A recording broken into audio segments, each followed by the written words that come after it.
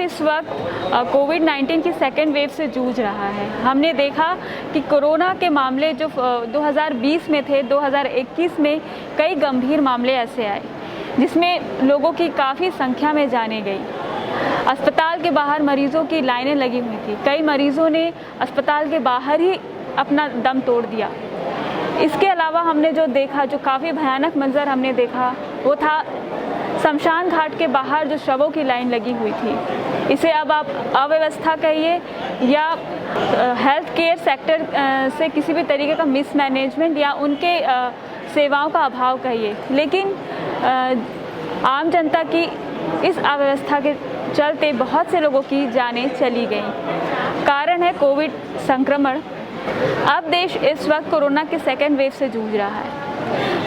तो हम यहाँ छत्तीसगढ़ के बिलासपुर शहर में आए हुए हैं और यहाँ हम होम आइसोलेशन के इंचार्ज डॉक्टर समीर तिवारी से बातचीत करेंगे और ये जानने की कोशिश करेंगे कि बिलासपुर में होम आइसोलेशन को लेकर मरीजों की क्या देखरेख है, राज्य सरकार की तरफ से उन्हें किस तरीके की सुविधाएं और व्यवस्थाएं दी जा रही हैं। तो इसी सिलसिले में हम बात करने जा रहे हैं डॉक्टर समीर तिवारी से। तो आइए चलते हैं।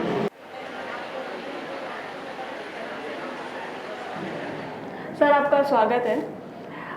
सर, हम सबसे पहले ये जानना चाहते हैं, जैसे कि बिलासपुर छत्तीसगढ़ के जो बिलासपुर शहर में होम आइसोलेशन जो है वो 1 अगस्त से शुरू किया गया 2020 से, और ये कंटिन्यू अभी तक ये जारी है। तो अब तक आप होम आइसोलेशन के अंतर्गत कितने पेशेंट्स ठीक हो चुके कोविड के और कितने पेशेंट्स अभी होम आइसोलेशन के अंतर्गत है?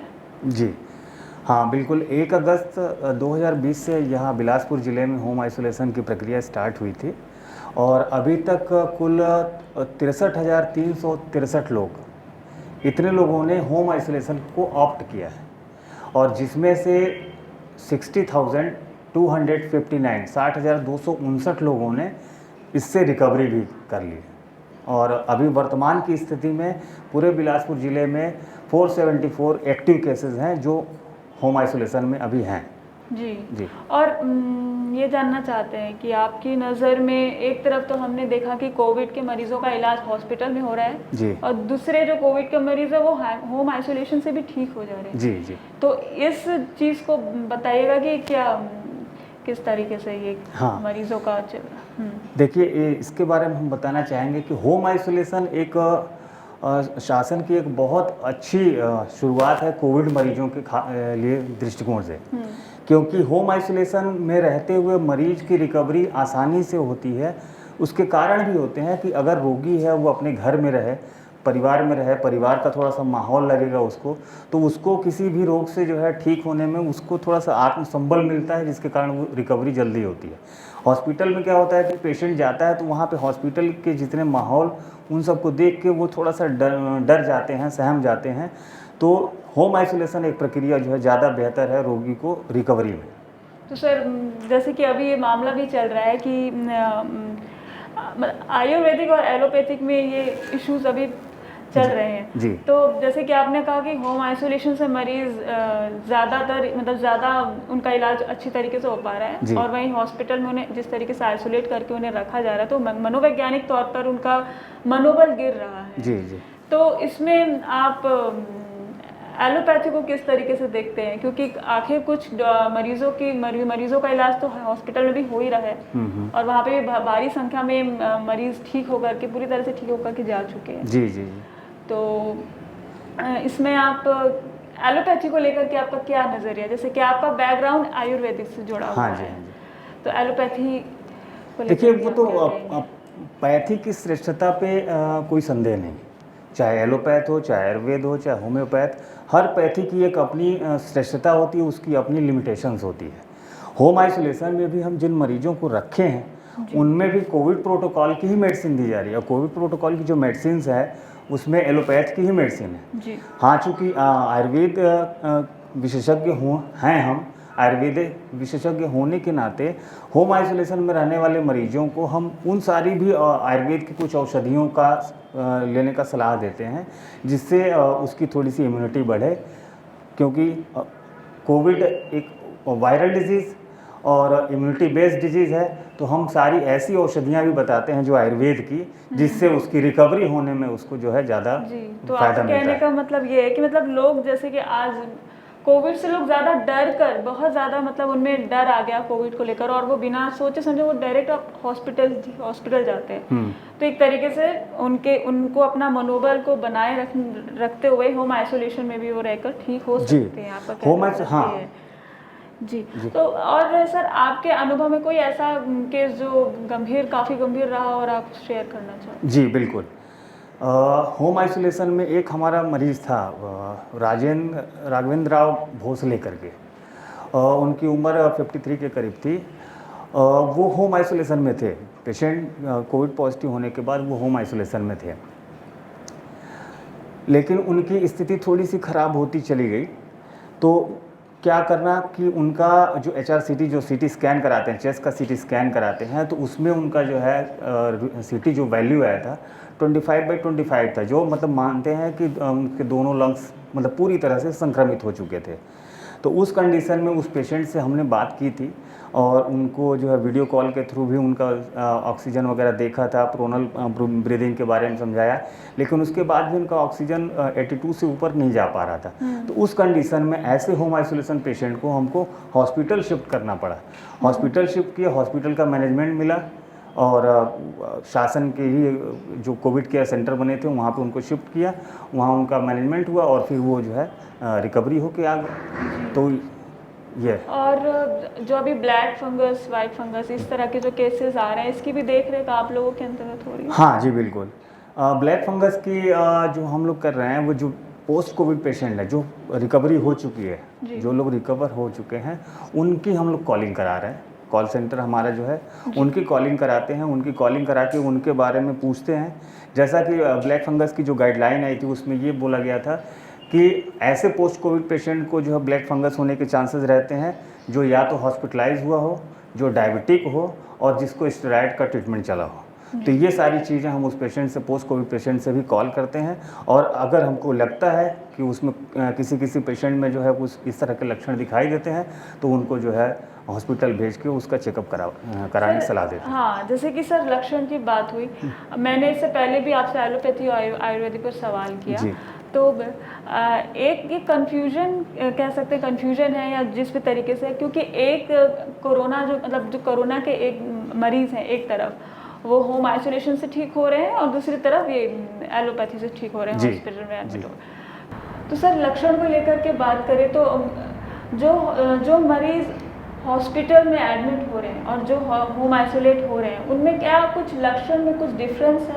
हाँ, जिनकी मौतें हो रही हैं, क्योंकि हमने ये देखा कि लोगों में ऑक्सीजन की कमी इतनी भारी मात्रा में पड़ने लगी, हॉस्पिटल में जो व्यवस्थाएं थी उनका भी अभाव था और मरीज़ भी भारी संख्या में हॉस्पिटल के बाहर थे और अंदर थे। बेड्स की कमी हमने देखी और शमशान घाट के बाहर भी हमने काफ़ी लंबी लाइन देखी। पूरे देश भर में ये मंजर था। तो लक्षण में क्या अंतर रहा है? हाँ, बिल्कुल। होम आइसोलेशन में जब हम मरीज को रखते हैं तो उसके लिए भी शर्त रखी जाती है। उसके लिए शर्त ये होती है कि पेशेंट एसिम्प्टोमेटिक हो, जिसमें सिम्टम्स ना हो कोविड के, और साथ ही साथ वो कोमॉर्बिड पेशेंट ना हो। कोमॉर्बिड मतलब उसको कोई बीपी, शुगर या कोई अन्य गंभीर बीमारी ना रही हो। तो ऐसे मरीजों को हमको होम आइसोलेशन में रखना है। अगर कोई कोमॉर्बिड पेशेंट है, चाहे बीपी शुगर का पेशेंट है, तो ऐसे मरीजों को हमको जो है हॉस्पिटल ही शिफ्ट करना जो है सही रहता है, और यही निर्देश भी मिला है हम लोगों को। जी। और जैसे कि ये टेलीमेडिसिन हो रहा है, या अब लोग मतलब टेलीमेडिसिन के थ्रू अब अपने मतलब वो लोग डॉक्टर्स भी सेवाएं दे रहे हैं और लोगों के लिए भी सुविधा है होम आइसोलेशन में रह करके वो अपना इलाज करवा रहे हैं। जी। तो सरकार की तरफ से, राज्य सरकार की तरफ से ऐसी कोई अव्यवस्था आपने देखी, जैसे कि दवाइयों की कमी हो गई? नहीं, वो किसी भी तरीके की अव्यवस्था सरकार की तरफ से कोई भी अव्यवस्था नहीं है। दवाइयाँ इफरात हैं। हमारे पास जितने भी मरीज़ हैं उन सबको जो है उन मरीज़ से लेके और उनके परिवार को सबको जो है प्रोफाइलैक्सिस मेडिसिन, अभी तक जो हमने कहा कि 63,000 लोगों ने जो होम आइसोलेशन ऑप्ट किया, तो 63,000 लोगों को और उनसे रिलेटेड उनकी फैमिली मेम्बर सबको हमने जो है दवाइयाँ उपलब्ध कराई हैं, ये शासन के थ्रू। सर जैसे ये देखा गया कि जब कोरोना की फर्स्ट लहर आई 2020 में, तो ये कहा गया विशेषज्ञों के द्वारा, डॉक्टर्स के द्वारा कि ये बुजुर्गों पर ये ज़्यादा असरदार रहेगा, तो उनके लिए तरह तरह की सुविधाएं की गई। उसके बाद जब 2021 में मार्च के बाद से ये कोविड का सेकेंड वेव फैलता चला गया और काफ़ी तेज़ी से फैलता चला गया, और ये यंग जनरेशन को ज़्यादा इम्पैक्ट किया, और काफ़ी गंभीर मामले हमने देखे हैं यंग जनरेशन के। कई लोगों की मौत हुई, असंख्य लोगों की मौतें हुई हैं। तो अब जैसे जो थर्ड वेव आ रहा है, इसमें ये कहा जा रहा है कि थर्ड वेव जो होगा वो बच्चों पर असर करेगा। तो आप मतलब इसे कैसे देखते हैं कि जो विशेषज्ञ हैं या जो ये डिसाइड करते हैं कि फर्स्ट वेव किसे इफेक्ट करेगा, सेकेंड किसे, थर्ड किसे, तो ये किस बेस पर, किस आधार पर ये किया जा रहा है? देखिए, जो ये अफेक्ट करने की बात हो रही है, इसमें जो मेरा नज़रिया है कि फर्स्ट वेव में जो है बुज़ुर्ग लोग, ओल्ड एज के लोग जो है अफेक्टेड हुए। फिर जो है सेकेंड वेव जो मार्च में आया, तो उसमें मैक्सिमम जो है अप्रैल और मार्च एंड, इसमें जो है जितने भी मिडिल एज के लोग थे वो ज़्यादा अफेक्टेड हुए थे इस कोविड से। अब जो बात आ रही है कि थर्ड वेव की, तो थर्ड वेव की तैयारी जो बच्चों के लिए बताई जा रही है कि बच्चों के लिए होगा, तो जो मेरा दृष्टिकोण है वो यही है कि जो है सरकारी भारत में जैसे वैक्सीनेशन की कड़ी जो स्टार्ट हुई है कि वैक्सीनेशन सबसे पहले हमने लगाया ओल्ड एज को, तो वैक्सीनेशन भी इसका एक बहुत बड़ा एक पैरामीटर हम मान सकते हैं, क्योंकि ओल्ड एज को पहले वैक्सीनेशन लगाया, फिर जो है 18 to 45 को जो वैक्सीनेशन लगा रहे हैं, फिर इसके बाद ही अब जो है बच्चों में, तो जिसका वैक्सीनेशन हो जा रहा है उसके अंदर एंटीबॉडी तैयार हो जा रही है। अब बच्चों में अभी तक वैक्सीनेशन की कोई बात अभी स्टार्ट नहीं हुई है, तो इसलिए ज़्यादा लोगों का ये है कि थर्ड वेव बच्चों पर असर करेगा। और मेरा ये आखिरी सवाल है जी। अब जो जैसे बात हो रही है थर्ड वेव को लेकर के, पूरे देश भर में थर्ड वेव को लेकर के हो रही है, तो स्पेसिफिकली जो छत्तीसगढ़ राज्य है, इसमें किस तरीके की राज्य सरकार और आपकी तरफ से तैयारियां हैं, क्या व्यवस्था है? जी, शासन की तो जो थर्ड वेव के लिए या बच्चों के लिए जो गाइडलाइन है कि वो तो बाद में आएगी, जैसा कि अनुमानित है कि सितंबर अक्टूबर में थर्ड वेव आने का चांस है। ना आए तो ज़्यादा बेहतर है, क्योंकि अगर फैमिली से, परिवार से अगर बच्चों को कुछ होगा तो उस परिवार पे जो है पूरा भविष्य डिपेंड है, वो परिवार पूरी तरह से टूट जाएगा। तो उसी को एक संवेदना से जोड़ते हुए हम लोग तैयारी अभी से स्टार्ट कर दिए हैं। और जैसा कि हम जानते हैं कि जो बच्चे होते हैं वो स्कूल गोइंग होते हैं, तो सबसे पहले हम लोगों ने यही स्टार्टिंग की है कि स्कूल के जितने भी टीचर्स हैं जो बच्चों के ज़्यादा कांटेक्ट में रहते हैं, बच्चे जिनकी बात ज़्यादा मानते हैं, तो सारे स्कूल के टीचर को पहले हम लोग जो है कोविड के बारे में, थर्ड वेव के बारे में, उसकी तैयारी के बारे में, उससे बचाव के बारे में सारे टीचर्स को मिल के पहले सारे टीचर्स की ट्रेनिंग करा रहे हैं। धीरे धीरे करके कुल बिलासपुर जिले के 480 स्कूल के करीब हैं। जी सर, ट्रेनिंग कब से शुरू हो रही है? अभी हो रही है, कंटिन्यू है, रनिंग है। पर डे जो है 4-6 स्कूलों के टीचर्स की ट्रेनिंग स्टार्ट है हमारे यहाँ से। तो पहले टीचर्स को हम ट्रेन करेंगे ताकि वो बच्चों की मॉनिटरिंग उस तरह कर सकें, उनका टेम्परेचर, उनका ऑक्सीजन, उनका रेस्पिरेटरी रेट, ये सब नोट डाउन कर लिया करें। और उन टीचर्स से हम फिर डॉक्टर को, होम आइसोलेशन के डॉक्टर को जानकारी मिलेगी, ताकि फिर हम उसमें आगे का कदम बढ़ा सकते हैं कि उनका बच्चे के लिए क्या देखना है। जी, एक इसी से जुड़ा सवाल, जैसे देख रहे व्यवस्थाएं तो हम आपकी तरफ से सुन लिया कि राज्य सरकार की तरफ से कोई भी अव्यवस्था आप नहीं देख रहे हैं, और इसके साथ खबर ये भी आती है, अखबारों में छपती है कि बिलासपुर जो है छत्तीसगढ़ में सबसे टॉप पर है इस मामले में, जी, व्यवस्थाओं के मामले में। तो आप इससे हाँ, ये बिलासपुर ज़िला अभी वर्तमान में पूरे छत्तीसगढ़ प्रदेश में बिलासपुर ज़िला होम आइसोलेशन टॉप पे है। तो उसमें टॉप पे है, तो इसका एक पेशेंट का फीडबैक लिया जाता है, उसकी कॉलिंग करा के, जो रायपुर से ही हमारा जो है स्टेट लेवल की टीम लगी है इसमें, वो कॉल करते हैं। तो उसके पैरामीटर हैं कि कैसे होम आइसोलेशन को हम टॉप पे रखते हैं, कौन से ज़िले को। तो उसके पैरामीटर में ये है कि बिलासपुर ज़िले के जितने भी पेशेंट्स हैं उनके लिए एक डॉक्टर हमारे यहाँ निर्धारित है। बिलासपुर ज़िले के जितने भी होम आइसोलेशन वाले पेशेंट हैं वो डॉक्टर के कहने से जो है नियमित दवाएं ले रहे हैं। बिलासपुर ज़िले के जितने होम आइसोलेशन वाले मरीज हैं उनका प्रतिदिन सुबह और शाम दोनों टाइम उनकी कॉलिंग करा के उनका टेम्परेचर, पल्स और ऑक्सीजन नोट किया जाता है और उनको होम आइसोलेशन में रहने के सभी नियम कानून, रहन सहन, खान पान, वो सारी चीज़ें हमारे डॉक्टर उनको समझाते हैं। तो इन सारे कामों में बिलासपुर ज़िला पूरे प्रदेश में टॉप पे है जी। तो सर, हमारे साथ जुड़ने के लिए आपका बहुत बहुत शुक्रिया।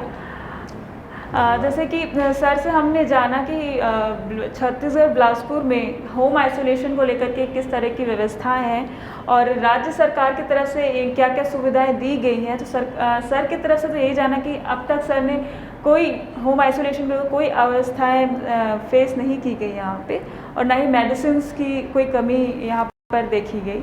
इसके साथ हमने जो सबसे बड़ा फैक्टर जो हमने कोविड-19 की फर्स्ट वेव, सेकेंड वेव और थर्ड वेव को लेकर के देखा, जिसमें फर्स्ट वेव में जो बुज़ुर्ग थे उनके लिए ज़्यादा असरदार रहा, फिर उसके बाद यंग जनरेशन और अब बच्चे। तो हमने ये भी जाना कि ये इसके पीछे का कारण क्या रहा है। इसके पीछे कारण जो रहा है वो वैक्सीन का कारण रहा है और हमने ये भी जाना कि यहाँ बिलासपुर में थर्ड वेव को लेकर के किस तरीके की सुविधाएं हैं, राज्य सरकार की तरफ से किस तरीके से सुविधाएं हैं, जिसे सर ने विस्तृत तौर पर हमें बताया।